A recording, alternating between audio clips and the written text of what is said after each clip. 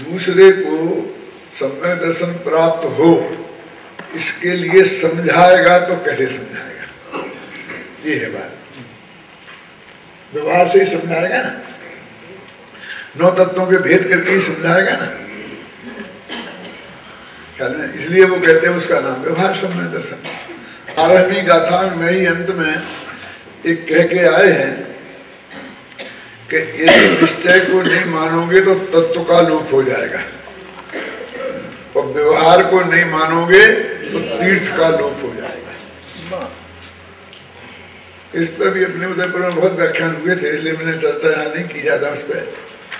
लेकिन मैं 1-2 वाक्यों में कहता हूँ, तत्व माने वही ये त्रिकाली ध्रुव भगवान आत्मा में। सब तो तत्व तो 9 है, लेकिन तत्व में भी तत्व, समझ गया ना?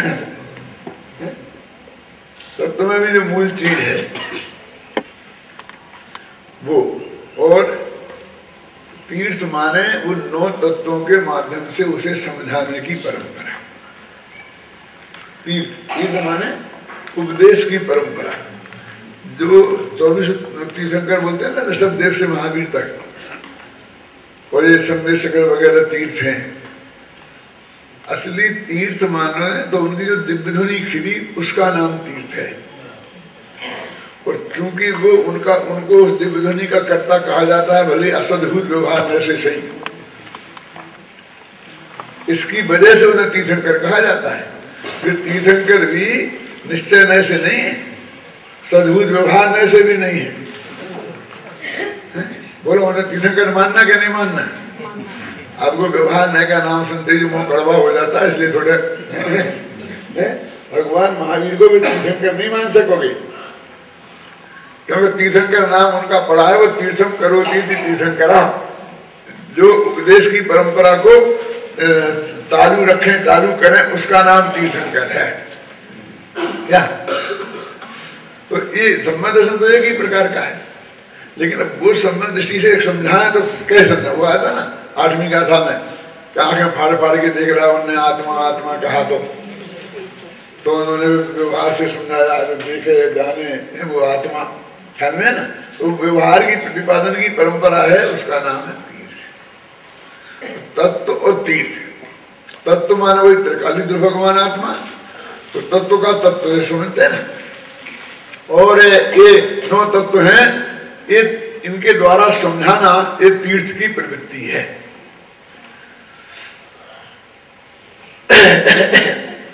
तो अभी जब उन्होंने कह दिया था ना, मुझे वो नहीं चाहिए, ये चाहिए, तो हमें खूब रस ले करके कहते हैं वो नहीं चाहिए, फेंक दो उसे, हटा दो, मुझे नहीं चाहिए, क्यों धीरन जी?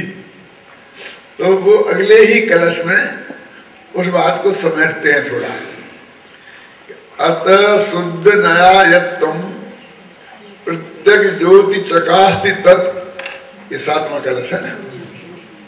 नव तत्वम गतत्वेपि यदैकत्वम न मुंचति, वो शुद्ध नयायत्वम, शुद्ध नयों के द्वारा जो प्राप्त हुई है, शुद्ध नय के द्वारा जिसका प्रतिपादन हुआ है, और प्रत्यक ज्योति, प्रत्यक ज्योति शब्द जो है समय सार का बहुत ही मार्मिक शब्द है, और इसका अर्थ वही त्रिकाली ध्रुव भगवान होता है। मैंने इसी समय सार में लिखा है शुरू में ही, प्रत्यक ज्योति का अर्थ तो मंगलाचरण के आसपास वहीं कहीं होगा, देख लेना है। प्रत्येक आत्मा नहीं, हाँ प्रत्यक ज्योति माने प्रत्यक ज्योति का मतलब वही त्रिकाली ध्रुव भगवान आत्मा है। तो वो प्रत्यक ज्योति प्रकाश तक वो प्रकाशित हुई शुद्ध नय के द्वारा, वो जो त्रिकाली ध्रुव भगवान आत्मा प्रकाशित हुआ है, वो ही त्रिकाली ध्रुव भगवान आत्मा 9 तत्वों में गया है। नव तत्वम गतत्वेपि, है ना, और 9 तत्वों में जाने से वो उसने अपने एकत्व को नहीं छोड़ा है। क्या देखिए,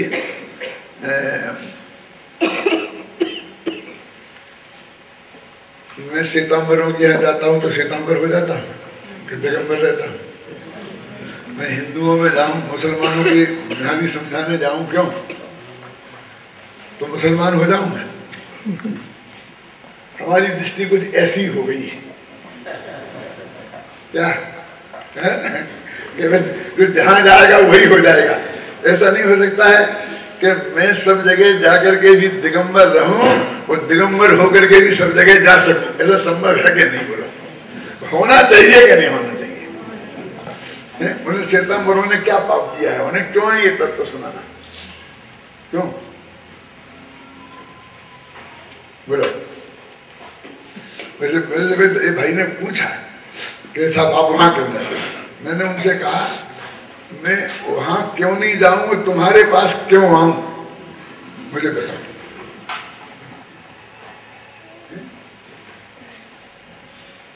एक गला पकड़ने वालों के पास आऊं और माथा नवा करके सुनने वालों के पास नहीं जाऊं, ये कहां का न्याय है? हाथ जोड़ के सुनने वाले आप जो कहते हो परम सत्य है, क्यों उनके पास तो नहीं जाऊं और तुम जैसे गला पकड़ने वालों के पास जाऊं, ये कौन सा न्याय है? बोलो भैया जी। मैंने कहा उन्हें नहीं सुनाना चाहिए। तो गुरुदेव ने श्वेतांबरों को नहीं सुनाया होता तो 50,000 जो श्वेतांबर दिगंबर बने हैं वे कैसे बनते? बोलो, ये सब श्वेतांबर ही तो थे, वे थानकवासी तो थे, क्यों? उन्हें उन्हें सुनाया कि नहीं सुनाया? अरे तुम तत्व तो जानते ही नहीं हो, गुरुदेव को भी नहीं जानते हो। और गुरुदेव के यहाँ देवसी भाई थे, वो कौन थे? अभी बताया ना हमारे संजय ने कि हमारे राठौर भी है। अरे तो राजपूत है राठौर तो, लेकिन वो जो थे ना देवसी भाई, है ना, कौन से थे? क्या थे? वो नीची कास्ट के थे। मुझे ध्यान नहीं रहा कौन सी गुजरात में होती है कास्ट, वो थे। अभी भी एक वो बौद्ध रहता है ना, क्या नाम है उसका? शंकर भाई। ऐसे बहुत लोग, खड़ेरी के लोग, बहुत अजय लोग गए ना वहां। हाँ, उनकी जन्मभूमि में। और वहां का एक विद्यार्थी हमारा 5 साल पढ़ के गया, विद्वान बन गया, उसने बंबई में धूम मचा रखी है और हरिजन है। क्या मैंने ये कहां से आ गया मेरी समझ में नहीं आता है।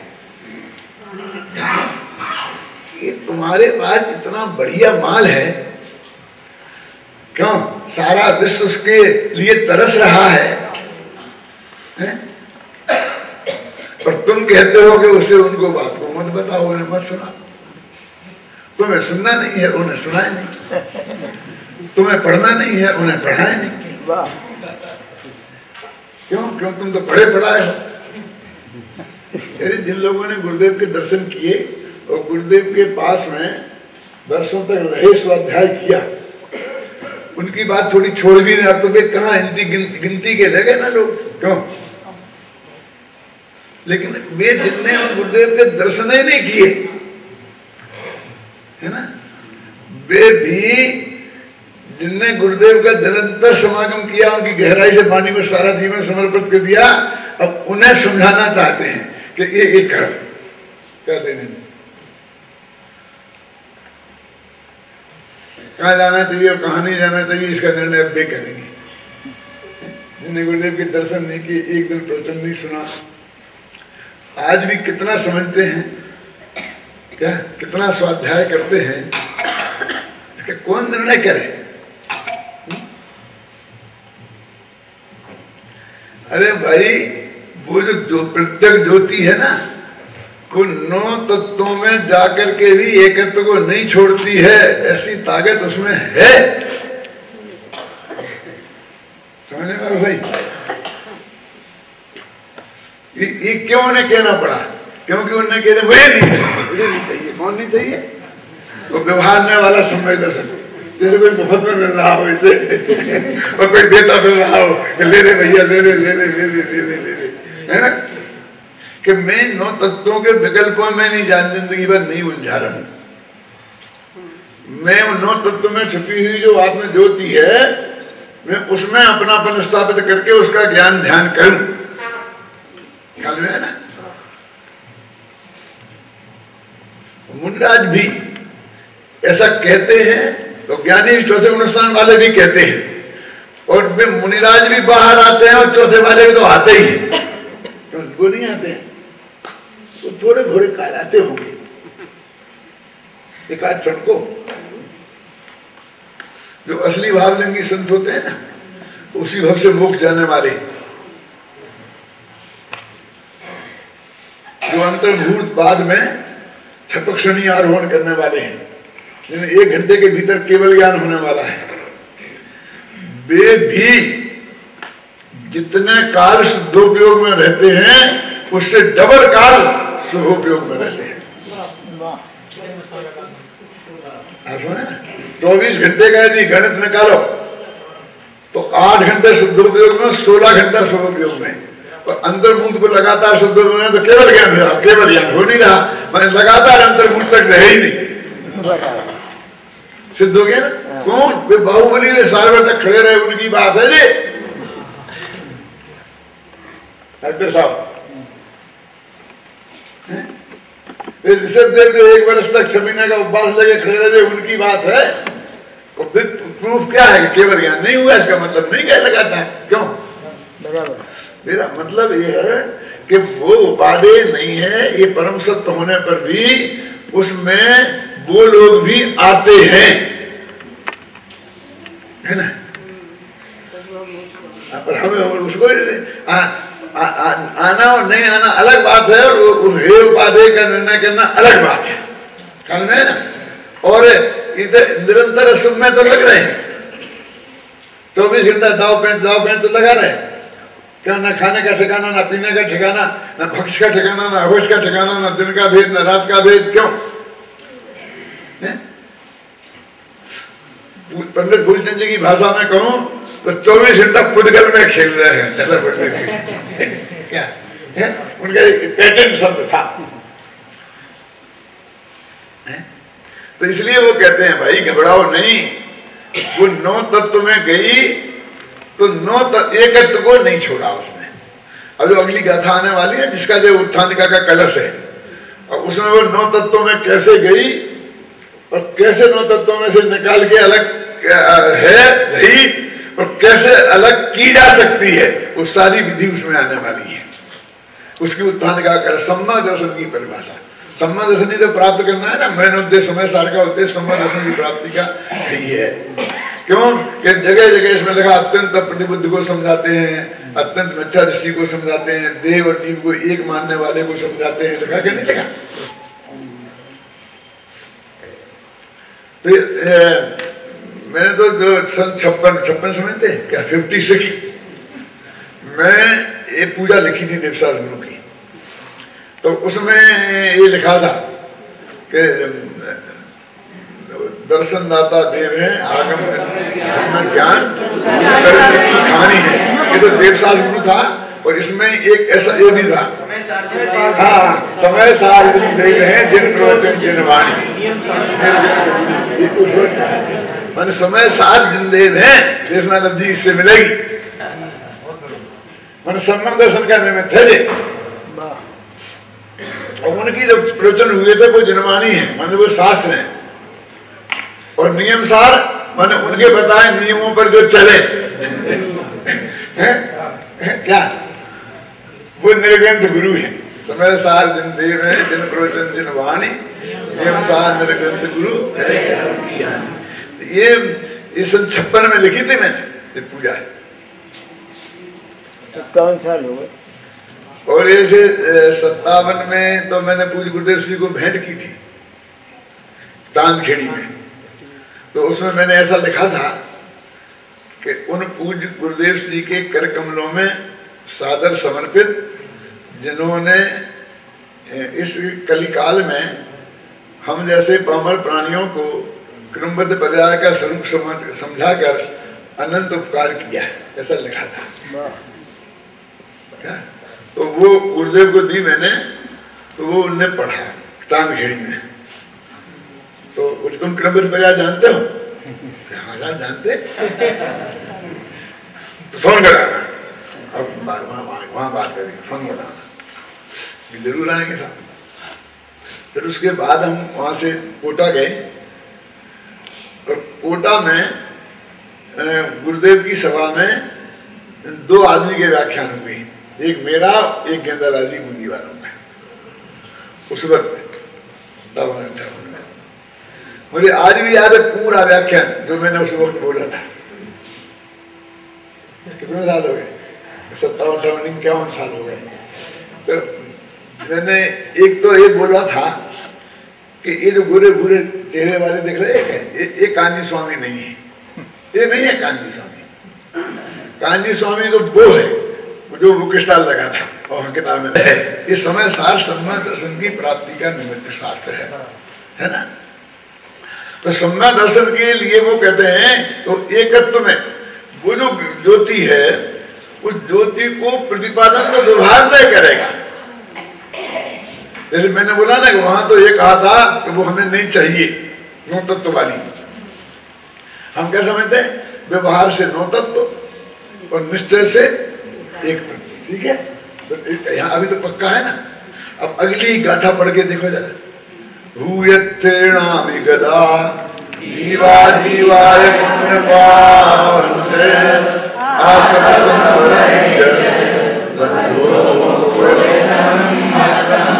अब निश्चय में से जाने के नो तत्व। अब तुम तो कहते निश्चय में से नहीं तो नो तत्व तो जाने ही नहीं जाते। तो एक प्रकार जो भगवान आत्मा को ग्रहण करता है, अगली क्या पंक्ति में, अरे भैया निश्चय नहीं भी कितने होते हैं, व्यवहार नहीं भी कितने होते हैं, समझ गए ना। व्यवहार नहीं भी 4 प्रकार के होते हैं, निश्चय नहीं भी 4 प्रकार के होते हैं। और निश्चय ने कब व्यवहार बन जाते हैं, कब व्यवहार निश्चय बन जाता है, बहुत डिटेल है, पूरा नए चक्र पढ़ना पड़ेगा। तो इसलिए कहते देखो कि भूयत्तेनाभिगता भूतार्थ नय के द्वारा जाने हुए। ये भूतार्थ क्या होता है? कोई निश्चय नहीं, मैंने भूतार्थ तो समझो ना, निश्चय नहीं भूतार्थम अभूतार्थम वर्णयन्ति व्यवहारम वर्णयन्ति भूतार्थम, ऐसा आता है। यहाँ भूयत्तेनाभि, तो मैंने भूतार्थ का अर्थ किया है, इसमें पढ़ना शांति से। भूत और अर्थ, भूत माने वेंतर देव नहीं, और भूत माने भूतकाल वाले भी नहीं, ये भूत भविष्य वर्तमान वाला भूत भी नहीं। तत्वार सूत्र में भूत शब्द आता है, भूत वृत्तनुकंपा दान आता ना, वहां भूत माने लिखा है समस्त प्राणी, और वृत्ति माने अणुवृत्ति, दूसरे गुण से ऊपर वाले। तो भूत माने प्राणियों पर अनुकंपा और वृत्तियों पर वात्सल्य भाव बनते हैं। तो यहाँ भूत माने है जो है, जो वास्तव में है, उसका नाम भूत, भू धातु होने के अर्थ में है। भगवती भक्ता भक्ति में भूत माने टू बी है, और अर्थ माने पदार्थ। जो पदार्थ है उसका नाम भूतार्थ है, जो नहीं है उसका नाम अभूतार्थ है। मतलब वस्तु तो है नहीं, और दो बातें कोई बातें की जा रही, जैसी कहा जा रहा वैसी वस्तु नहीं है तो उसका नाम अभूतार्थ है। जैसा कहा जा रहा वैसी वस्तु नहीं है, मिट्टी का घड़ा नहीं है, घी का घड़ा नहीं है, मिट्टी का है इसलिए वो अभूतार्थ है, और मिट्टी का है इसलिए वो भूतार्थ है। मोक्ष मार्ग प्रकाशक में एक शब्द आता है रंजनी, प्रयोजन भूत। भूतार्थ में क्या फर्क है?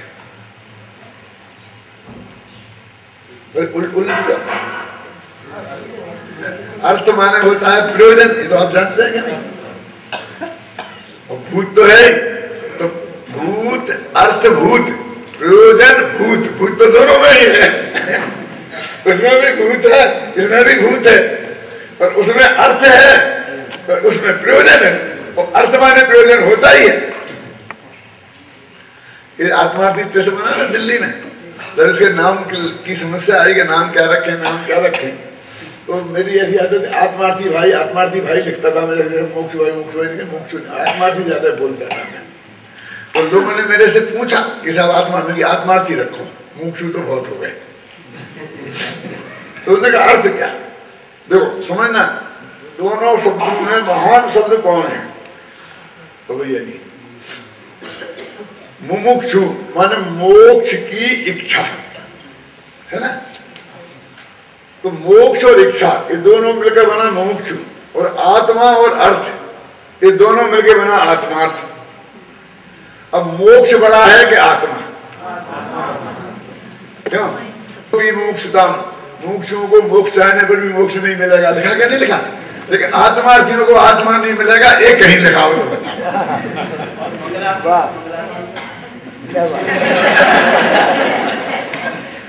आत्मार्थी प्रश्न में बताऊंगा।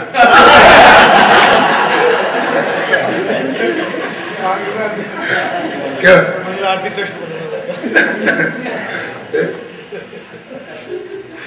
आत्मार्थी शब्द जो है वो ज्यादा महान है मेरे कहने का अर्थ है,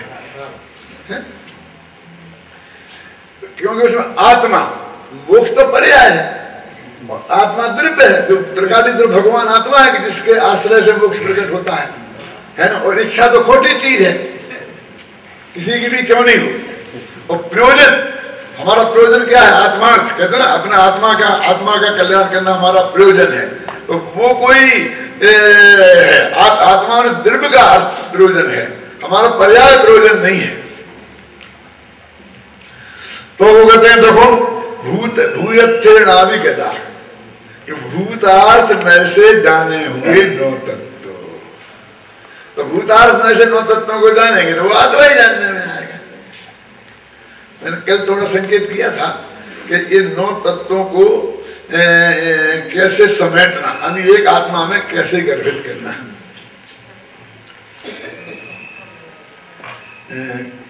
याद है? हाँ, दो क्योंकि जब तक इसको टुकड़े नहीं करोगे तब तक इनको समाप्त नहीं हो सकते। भेद डालो, भेद की नीति है। आश्रम का द्रव्य आश्रम और भाव आश्रम, चेतन आश्रम अचेतन आश्रम, ये शब्द ज्यादा अच्छे हैं इस वक्त, है ना। चेतन बंद अचेतन बंद, चेतन संबर अचेतन संबर, चेतन नजरा अचेतन नजरा, चेतन मोक्ष अचेतन मोक्ष। और चेतन वाले को चेतन में समा दो और अचेतन वाले को चेतन में समा दो, तो साथ के दो रह जाएंगे। और एक ही चीज के दो पहलू हैं, एक नेगेटिव और एक पॉजिटिव। पॉजिटिव जीव और नेगेटिव में उसी को अजीब कहते हैं। दो चीजें कहाँ हैं? कहते हैं ये जीव है, इसके अलावा और कोई जीव नहीं है, यानी अजीब है। तो एक में समेट गया ना, नौ तक तो एक में समेट गया, तो निश्चय नहीं गया, विषय हो गया। अब इसी को फैला दो, क्या? तो नौ तत्व खड़े हो जाएंगे। तो इसलिए कहते भूतार्थ नए से जाने हुए नौ तत्व। इसका मतलब नौ तत्वों को जानकर और उनमें से एक आत्मा निकाल लेना, मूल सार की वस्तु निकाल लेना और उसको छोड़ देना। देखो ये कहना, ये जो आंवला खाया करे, आंवला बहुत अच्छा होता है। हम तो बहुत खा के देखा से ठंडा लगता है, मजा नहीं आता। अच्छा होता है, उसमें विटामिन सी बहुत होता है और लोहा आयरन भी होता है, वो बहुत अच्छा होता है। तो ये जो ऐसे लोग हैं ना, वे आंवला नहीं खाते हैं, वे विटामिन सी और आयरन खाते हैं, इसलिए उन्हें कसाला नहीं लगता।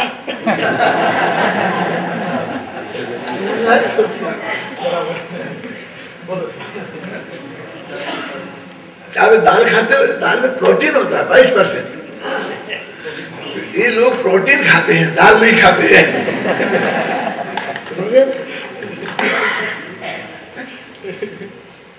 ये सोच के तो वही तत्व को निकालना है। वो खाते तो वे भी दाल ही है, खाएंगे तो वे भी आंवला ही। मेरे समझे, खाएंगे तो वही चीज है, जैसे बैलेंस डाइट बोलते हैं। ऐसे बाजार से आयरन की गोलियां लेके और विटामिन सी की गोलियां लेके वो खा के आज तक कोई जिंदा नहीं रहा। क्यों? वो खाने के साथ वो खाई जाए और खाने में हो वो तो बहुत ही बढ़िया है। यही है ना। तो वो उसका एसेंस तत्व है क्या? आंवले का तत्व क्या है? तो कहेंगे विटामिन सी।